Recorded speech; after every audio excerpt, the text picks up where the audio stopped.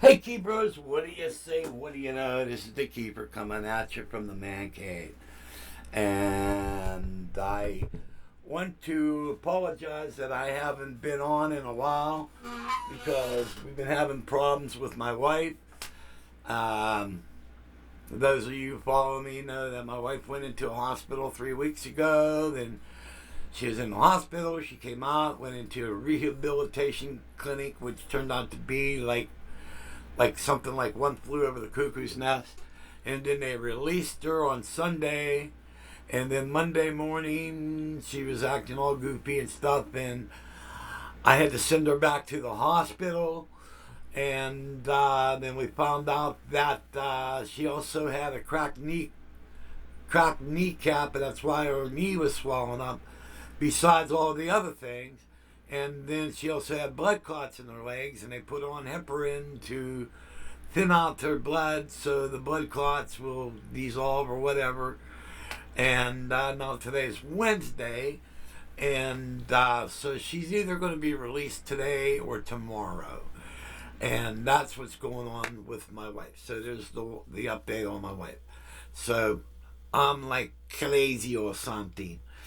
And thank you all for your well wishes for my wife. But now today's video is a cool product by Behringer. It's their version of the mini Moog, but this has got a special twist on it.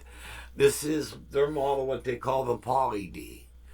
All right, it's like a mini Moog with 4-note polyphony. All right. And we're going to go through everything on this keyboard in a little bit. And first of all, I want to tell you all about the build quality.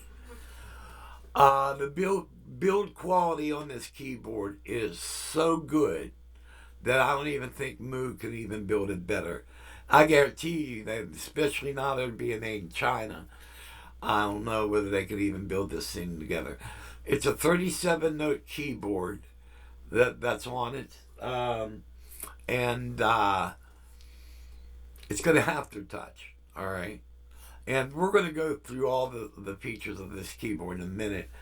But the only thing, if you want to say something bad, is even though it's a 37-note keyboard, it's heavy. It's got a lot of weight. It's all metal and wood. All right, so it's heavy. I would probably say it weighs anywhere from 25 to 30 pounds. It's heavy. It's that heavy. All right. So what I'm going to do is I'm going to take the camera off the stand, and we're going to go take a nice look at it. Gonna take the camera off the stand. It's going to be so cool, man. All right, give me a second here. My camera is held on to the stem with a wing nut. And I just dropped the wing nut. And I seen where it went, so that's good. Okay, here we go. And we'll do a little zoom out each. Okay, now, the way this has a lever in the back where you can position the keyboard, this part of it. All right, and what we're going to do is we're going to look at the controls on this thing. All right, now on the left you have a tune button. All right, then oscillator modulation off and on. Then you have mode, which is mono, unison, and poly. Then you have this switch, which is called auto damp. You have glide, modulation mix. All right. Now going down here, you have these cool wheels. All right, and they move. Now sometimes these turn a different color. Now for some reason it's red, but sometimes it turns blue. All right. Right here is your LFO rate, and these are waveforms here, I guess, for your LFO. Glide switch. Also, you have transpose. All right. So transpose up, normal, and down. All right. Now moving over to the next section is your oscillator bank. All right, and this has 4 oscillators, and you have 6 position range for each one of these. All right, and then oscillator 2, you have a knob for that, a knob for 3, and a knob for 4. You have 6 waveforms. All right, that you can choose from. All right, now over in the next section, you have a volume control for each oscillator. All right, and then you have these switches, which is on and off, and then you have the external in volume, and then you have an overload LED. All right, then you have 6 more switches down here, which is noise volume, and this switch here is either white noise or pink noise. All right, then over here you have a filter mode, which is either low or high, filter modulation, off or on, keyboard control. All right, that's keyboard control, and you have 2 switches for that. I really don't know what they do. Then decay, off and on, right here. All right.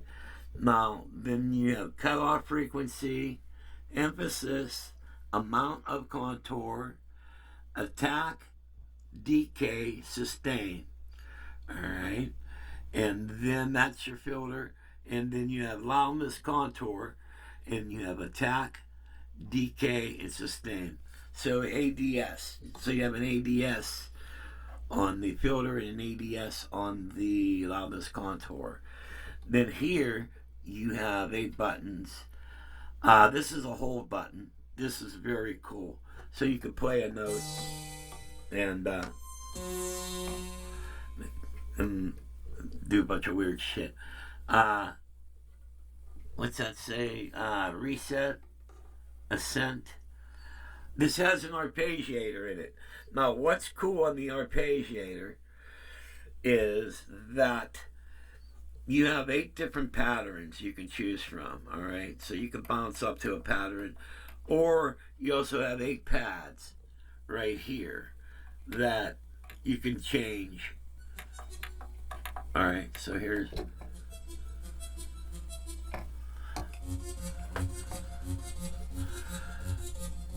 all right. Where's the volume at? All right, so you get it.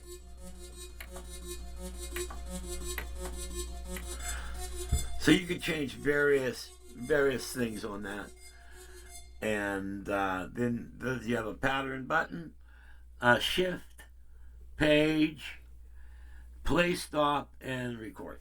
All right. This also has a sequencer on it. All right. And it just looks like a step sequencer. All right. You have a button for that, and you have these 8 pads. All right. Then going up here, you have a tempo control. All right. Now let's get into some of the goodies.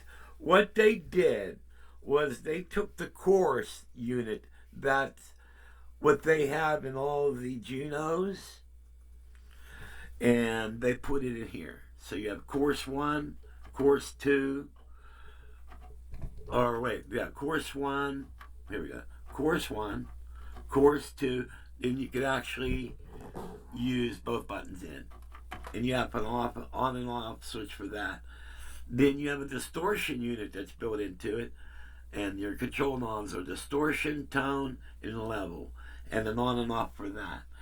You have a master volume and a phones control, all right, and a phones jack, so for your headphones, and also, and this has got aftertouch on it, all right.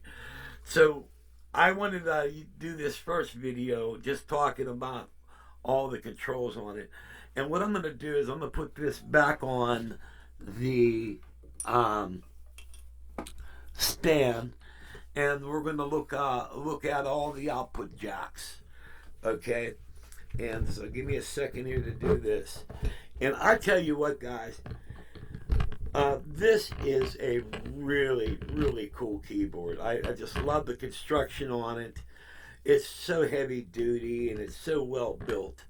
Behringer really knocked this one out of the park, and it sounds great. And but what I'm going to do is this first video is we're just going to be talking about the keyboard itself.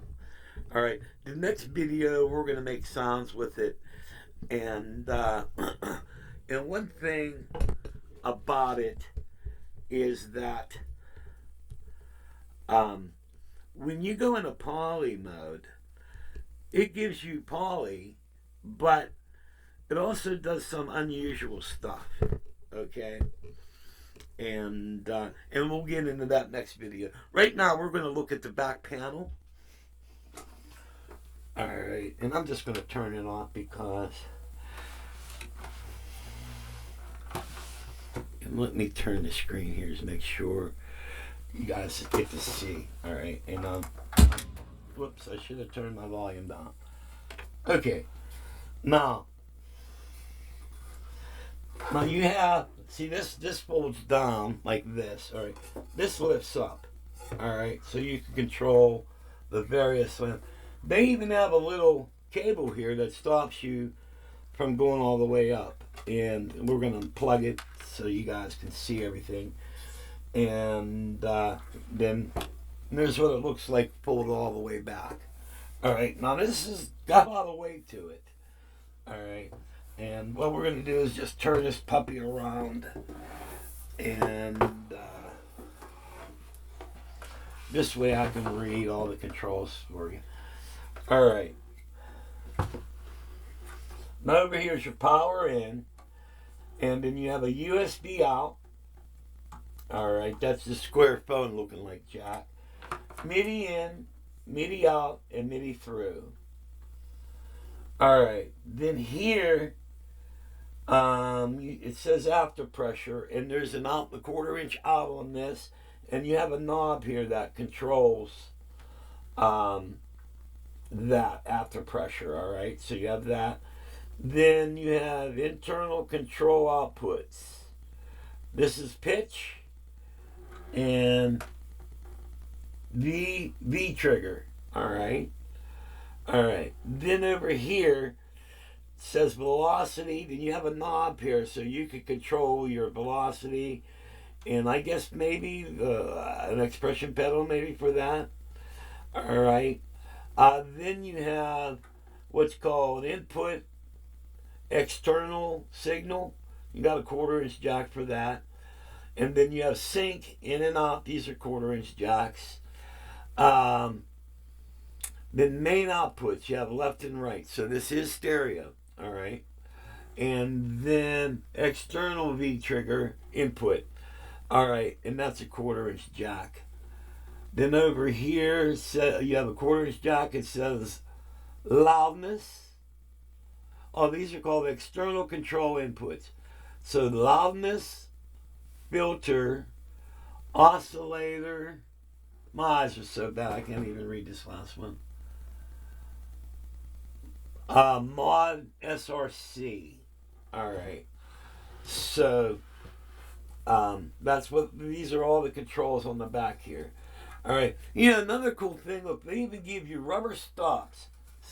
So when that thing goes all the way down, it's just not going to slam. It's got rubber stops on that. The whole keyboard. Now this is heavy. I'm going to say like 35 pounds, man. So what we're going to do is you just grab the power line, and we're going to just put this, where's it at? Oh, power over here. And then find I lost my cables, but we'll get back to that later. All right, then we'll just pull this up, and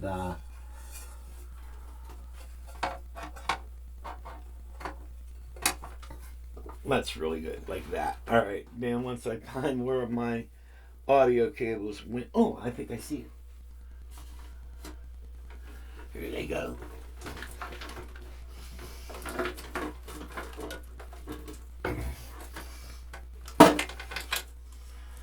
Okay. This is a foot switch. I haven't used that yet, but audio. Where they at? Audio, where you at? Where you at? Where you at? Left. Alright.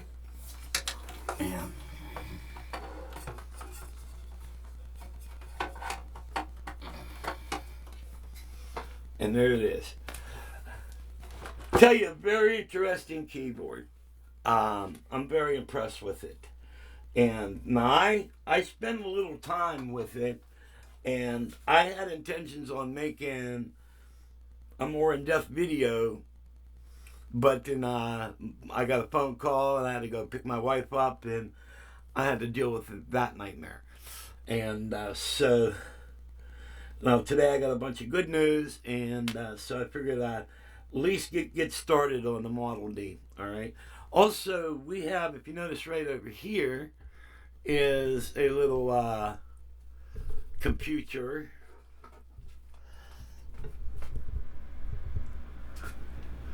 Right down there. All right.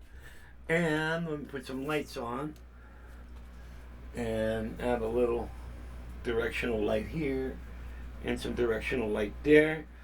And see the foot pedals down there? Alrighty. This is a project I put together for a friend of mine.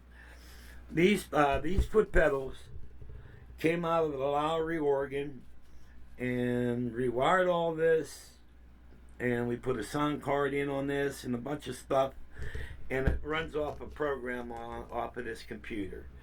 Okay, and that's going to be another video. So, and what's really cool is I have all the synthesizer stuff set up, what I call synthesizer row. We have the Behringer Prophet 8, all right, the Roland Gaia. There's the Roland A500 Pro controller that I use with the Prophet 8, and then we have the Poly D and the MIDI synthesizer pedals. All right, very, very cool setup. And and that's, let's see, get my focus here. There we go. And so this is what I got for you today. And I hope you guys enjoy the video. And if you like it, hit like and share, whatever. You know what cracks me up is you pull up a YouTube video, you watch like 30 seconds in the video, and they're asking you, hit the like button, hit the share. Well, I didn't even watch the video yet. How am I going to know whether I like it or not? Like, seems like they're more interested in getting likes than people who appreciate the content. You know, I always say, like, hey, you know, if you like what I'm doing, fine. If you feel like hitting a button, hit the button. You know what I mean? I don't do this for likes and shares. I do it because I enjoy doing it. You know what I mean? So, I ask that God may bless, and see y'all when I see ya. God bless. Bye-bye.